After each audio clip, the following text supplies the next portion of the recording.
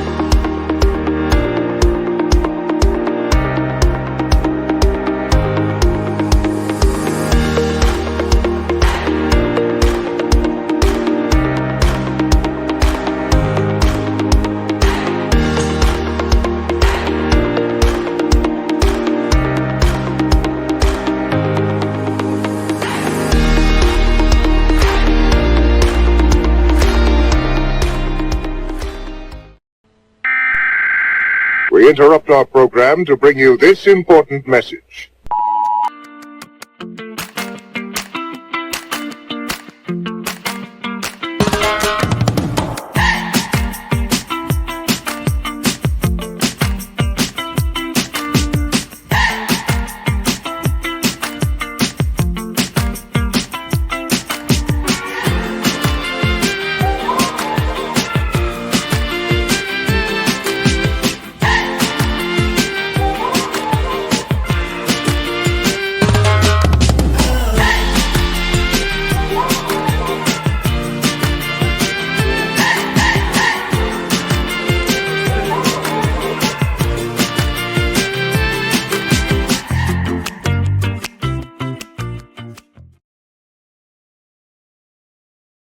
Hi, everyone, and welcome back to IVSA Kelantan Listen Up, the podcast where we bring you real stories, real experiences, and real insights from vet students right here at University Malaysia Kelantan.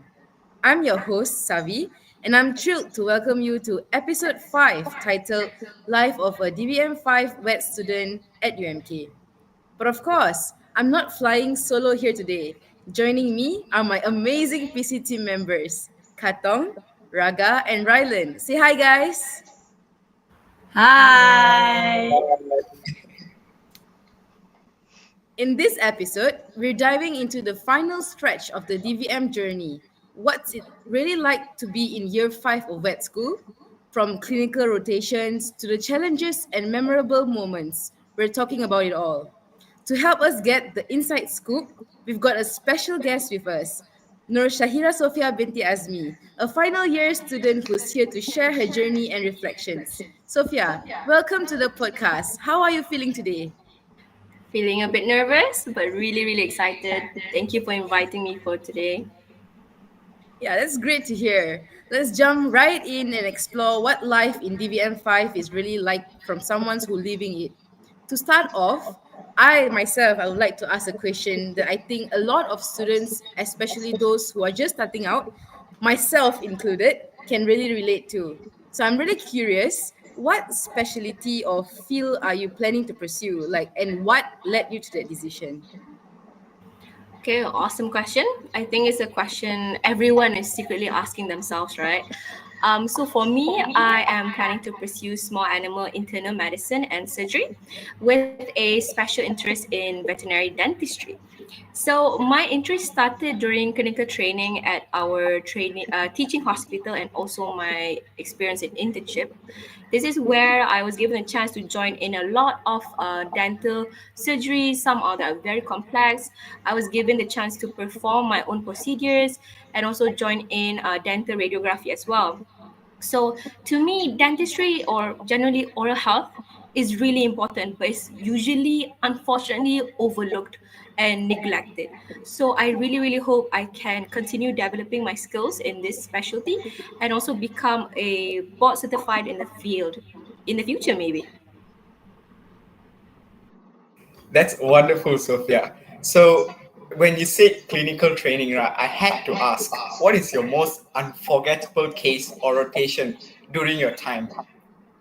Right. So my most unforgettable case would be during my ruminant internship.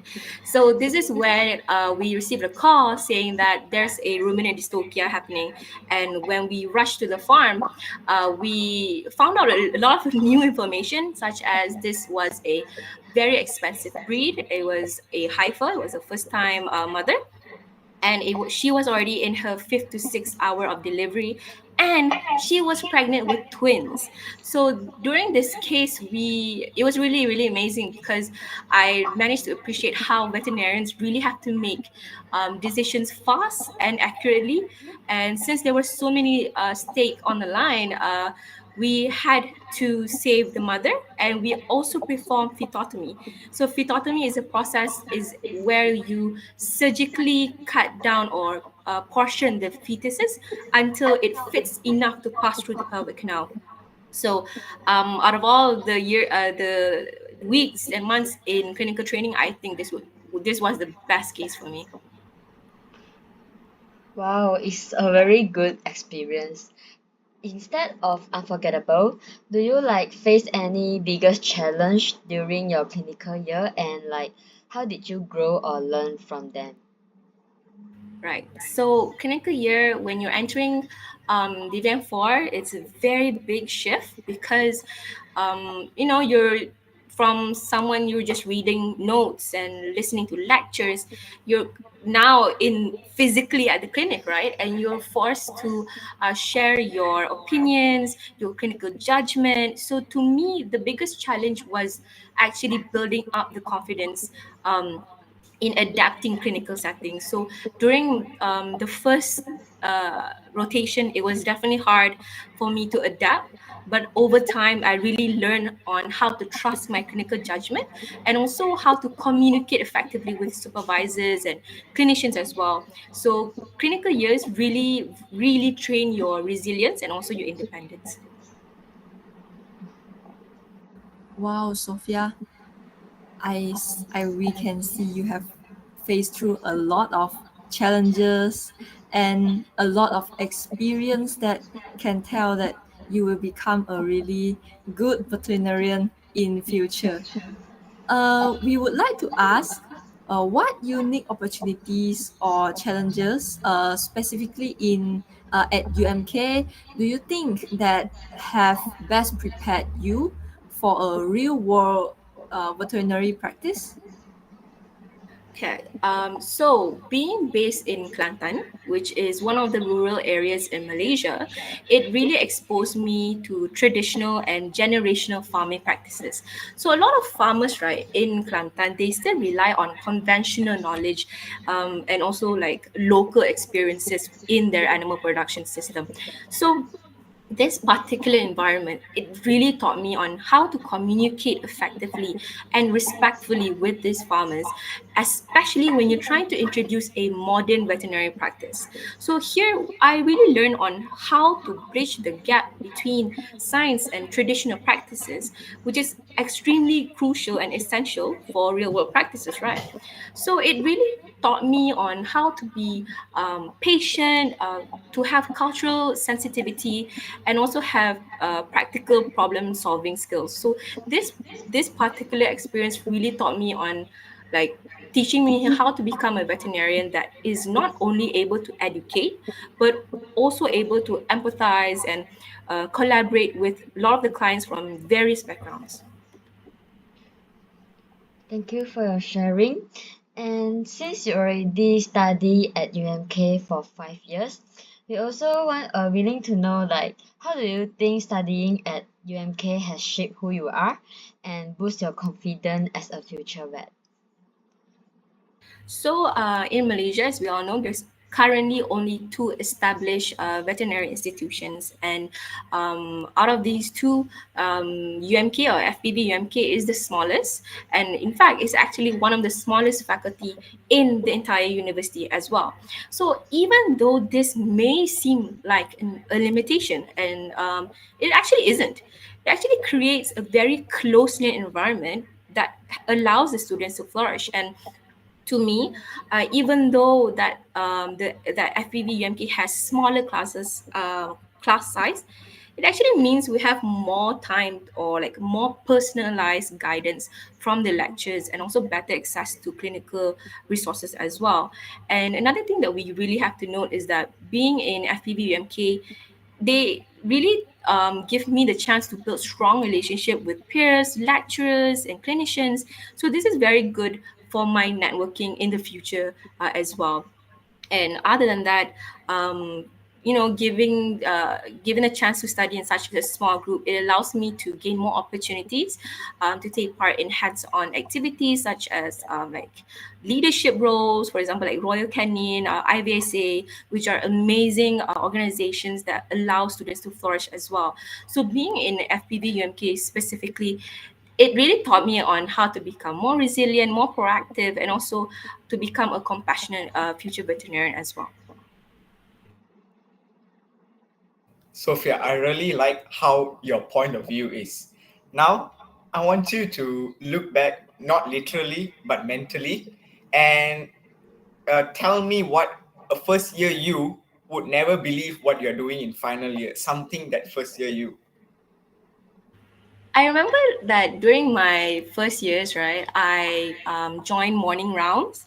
So every morning, clinical students would present their case, their weekly case, and then at the end of the semester, they have clinical conference where they would share one particular case that they really want to share. And so when I was in my first year, my second year, I would love joining rounds, and it was just spectacular and also very scary for a first year student because I thought to myself, how do these students talk in front of in front of a panel of judges, how are they able to confidently present their clinical case study. So I thought it was really, really amazing, and it was something I was really dreadfully looking for entering my fourth year. So now looking back, I have presented multiple weekly rounds, and I've also had the chance to present my clinical conference last semester. So I think it's something that the first year me would never expect I would be able to do, right? So being in the fifth year, my final year, looking back, there's so many things that me as my batchmate has grown into becoming, and especially with these skills, we will definitely use it to become a good veterinarian in the future. Okay, Sophia. Wow. And now, since like already passed for almost you're in your final year, right? What part of yourself do you think has changed the most since you first entered vet school? Great question. So I think it would be very silly of me, of understanding the definition of a veterinarian itself. So entering vet school, I used to think that to be a good veterinarian, you have to be smart, of course, and you have to save everyone. You're a healer. But during the years in UMK, I really think that there's so many more to the definition of veterinarian itself. So a veterinarian is now, to me, they're more than a healer. They're an educator, a researcher, emotional supporter, sometimes communicator, investigator. There's so many words that I can add to a veterinarian itself. So I think my mindset has definitely had changed. I would say it has improved during my years in UMK, and and I'm really grateful that there is this chance to improve myself as well.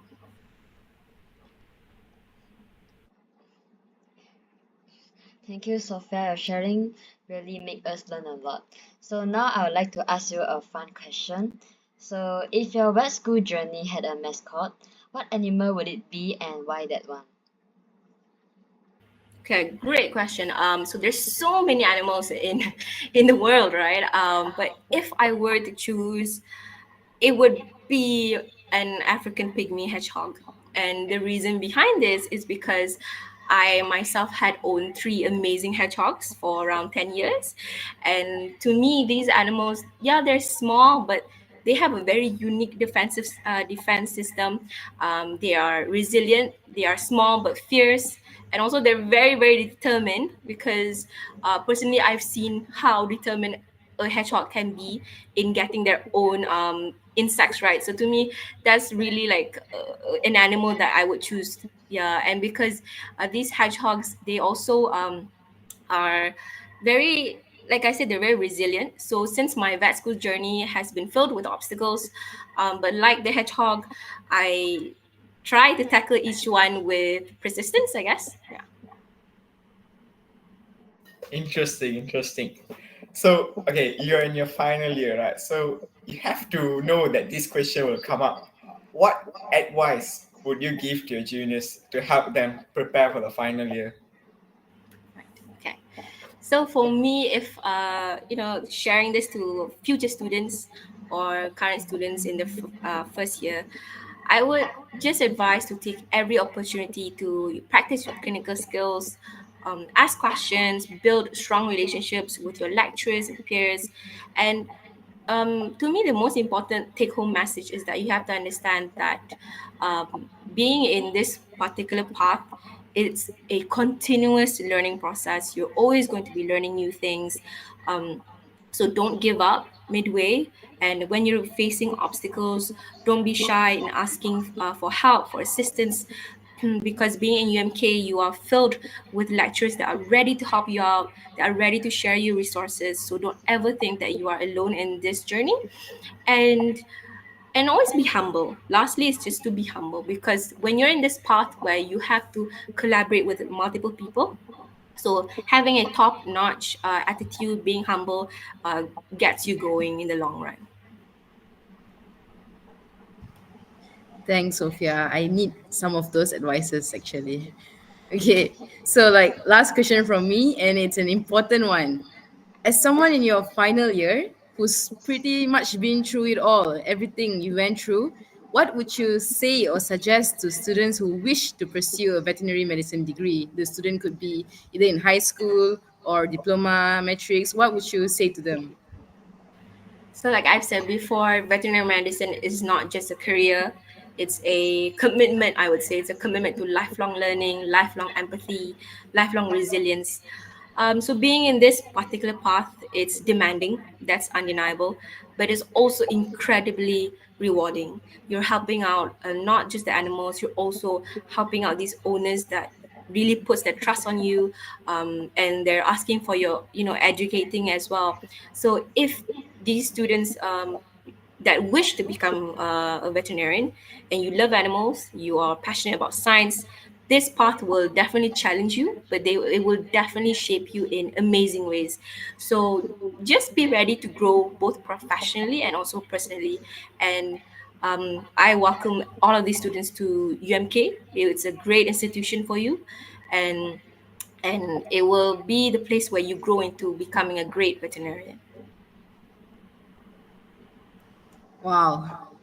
Wow, Sophia, thank you. And that wraps up episode 5, Life of a DVM 5 Vet Student at UMK. A huge thank you to Sophia for sharing her story, her struggles, and her victories. It was inspiring to hear your journey and all the wisdom you've gained along the way. Honestly speaking, I really want to reach to your level when I'm in my final year. And to our amazing listeners, thank you for tuning in and supporting IVSA Kelantan Listen Up. We love having you on this journey with us. Don't forget to like, subscribe, and share this episode. Got a question, feedback, or a topic you'd like us to explore? Drop it in the comments. We're all yours.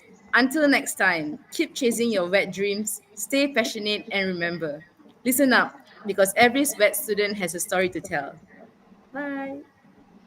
Bye bye.